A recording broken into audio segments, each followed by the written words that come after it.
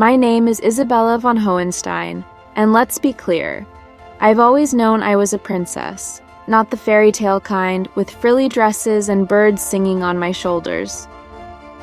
No, I was a modern princess, one who traveled by private jet, owned a handbag collection worth more than a yacht, and had never heard the word budget without mistaking it for an exotic name. Everything was perfect until my father decided I had crossed the line. I still maintain that renting a private island for my birthday was a financially sound decision, but him? He saw it as one extravagance too many.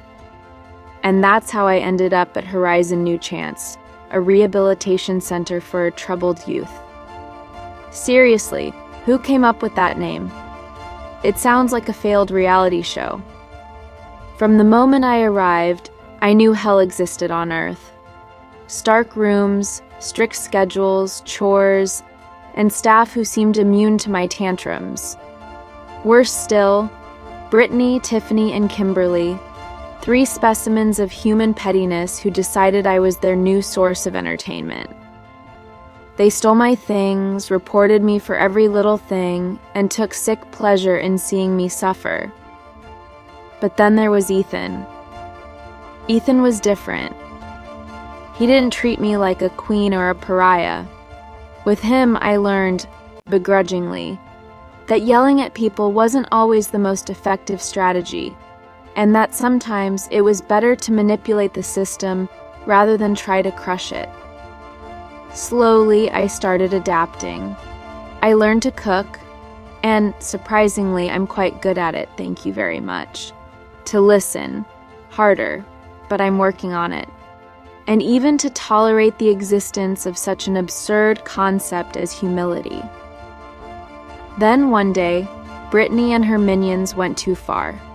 Putting green dye in my shampoo, not only was that a crime against fashion, but it was also a declaration of war. I spent weeks enduring the humiliations, taking the blows, waiting for the perfect moment to strike. And when it arrived, oh, it was worth the wait. Step 1. Hacking into the center's sound system. Thanks to my luxury hacker contacts, I broadcasted Tiffany's desperate voice messages to her ex. Imagine the entire cafeteria listening to her pathetic, pleading monologue, a masterpiece of secondhand embarrassment. Step 2. Brittany. A leaked video of her confessing to stealing candy from the nurse. Here, that was a crime worse than Grand Theft Auto. Step 3. Kimberly. A fake love letter, supposedly from the center's director. A 65-year-old man with a suspicious mustache and a concerning tendency to sweat even in winter. You should have seen her face when she read it. Chaos erupted immediately. Their little empire crumbled under the weight of scandal and shame. Mission accomplished. But when the storm settled, I realized there was still one thing on my mind. One problem with brown eyes, a smirk, and an uncanny ability to understand me better than I understood myself. Ethan. Ethan, who had seen beyond my dramatic persona, who had shown me I could be more than a spoiled heiress, who had taught me that revenge, as satisfying as it was, didn't compare to the joy of having someone by your side. Then, of course, came the disaster. It started with a nature hike, something our counselors insisted would be good for our personal growth. I still don't understand how mosquitoes and dirt contribute to self-improvement. Somewhere along the way, I got distracted. Blame it on my impeccable sense of direction. Or perhaps the fact that I was too busy ranting about how absurd this whole trip was. Either way, I got lost. At first, I wasn't worried. Someone would come find me, right? But as the minutes stretched into an hour, panic set in. The trees all looked the same. My phone had no signal, and my designer hiking boots were not made for actual hiking. Then, just as I was mentally composing my last words, tragic yet poetic, obviously, Ethan appeared. You really can't go anywhere without causing a scene, can you? He teased, hands in his pockets as if he hadn't just trekked through the woods to find me. I was testing the emergency response system of this place, I said, trying to maintain some dignity. Clearly, it's inefficient. He rolled his eyes but offered me his hand. Come on, princess. Let's get you back before you start yelling at the trees. And that's when I knew. It wasn't just a silly crush. This boy had literally come to rescue me, not because he had to, but because he wanted to. So, I did what any reasonable person would do. I confronted him in the middle of the cafeteria in front of everyone. Ethan, do you want to go out with me? He looked at me, half amused, half bewildered. Is this a question or a hostage situation? A little of both, but say yes or I'll have to do something dramatic. He laughed. All right, fine, but promise me you won't buy a circus just for a date. No promises. And that's how Isabella von Hohenstein, former unbearable diva, became a reformed diva, with a boyfriend who tolerated my eccentricities and loved me for who I was. My father, delighted to see me slightly tamed, but not too much, even gave me a check to fund a personal project. Naturally, I invested it in a startup for home-delivered pancakes, because sure, rehabilitation is great, but a little madness is even better. The morning after the chaos, I felt like I'd been hit with a sledgehammer.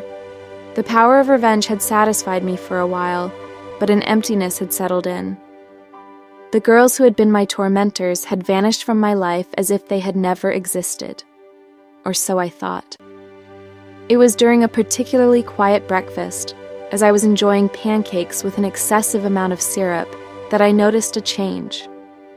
Brittany, Tiffany, and Kimberly were at the other end of the room, but instead of continuing to whisper to each other like usual, they were staring at me. At first, it was a fleeting glance, then another. They seemed hesitant. Their shame reached me almost like an invisible wave. Finally, Brittany stood up and walked toward me, a bit shaky, followed by her two sidekicks.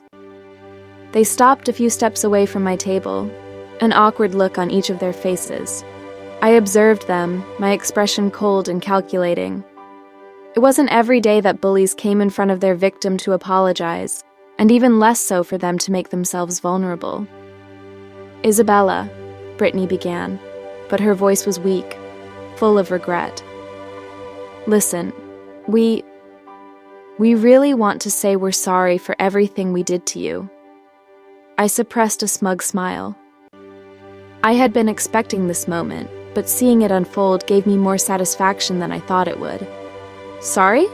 I replied, raising an eyebrow. You've taken quite a long time to say that, but go on. Kimberly, with her eyes lowered, added, We should have never gone that far. It was cruel. We just thought we were above all that. But we were stupid. She looked up at me, visibly sincere. Tiffany bit her lower lip, a gesture I had never seen from her. We know you're a good person deep down. We're just asking for your forgiveness. I took a moment to think, before studying them with a calculating gaze. No, I wasn't going to forgive them just yet, but I could very well exploit the situation to my advantage. It was time to turn them into allies rather than enemies. Who better than these girls to help me run this rehabilitation center? I leaned slightly back in my chair, a cheeky smile on my face. Okay, you want forgiveness? You're going to have to do a lot more than that. I want you to help me. And when I say help, I mean seriously. You'll be my eyes and ears here.